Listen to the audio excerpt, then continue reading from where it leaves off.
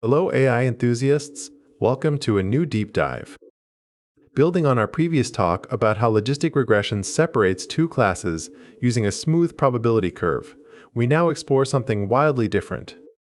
Most videos on k-nearest neighbors focus on distance formulas, but they skip the intuition of why this algorithm has no training phase at all. In this video, we want to show something different, how a model can learn simply by remembering everything it has ever seen.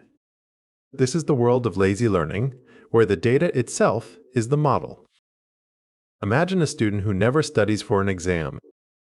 Instead, they walk into the room with every textbook ever written and a perfect index to find any answer instantly.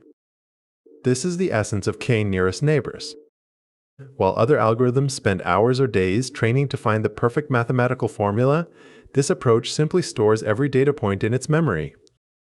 There is no explicit training phase, no weights to update, and no complex functions to solve. The entire dataset is the model's memory. To understand how this works, let us look at a real-world scenario. Imagine you have just moved into a new neighborhood and you are looking for a great restaurant recommendation. You do not know the area, so you decide to rely on the people living around you.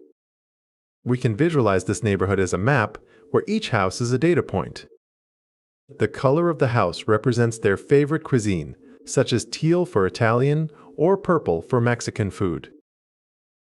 Now, a new house, your house, appears on the map. To decide what kind of food you might like, you look at your three closest neighbors. This number 3 is what we call K. You walk to those three houses and ask for their choice. If two neighbors say Italian and one says Mexican, the majority wins. You are now classified as an Italian food lover. This simple majority vote among neighbors is the core logic of the algorithm. But how do we define who is actually a neighbor? In our map, it is simple physical distance. In the world of data, we look at similarity across different features. If we are comparing people, we might look at their age, their income, or their hobbies. The algorithm calculates the closeness between your new point and every single point in its memory. It is looking for the points with the smallest gap, treating similarity as a literal distance in a multidimensional space. Before we find our neighbors, we must ensure we are measuring the right things. Imagine if our map used miles for distance but inches for elevation. A small hill would look like a massive mountain. In k-nearest neighbors, we must scale our data so that one feature does not dominate the others just because its numbers are larger. By normalizing our features, we ensure that every piece of information has an equal voice in determining who the closest neighbors truly are. When we apply this logic to every possible point on our map, we see a beautiful pattern emerge called a decision boundary.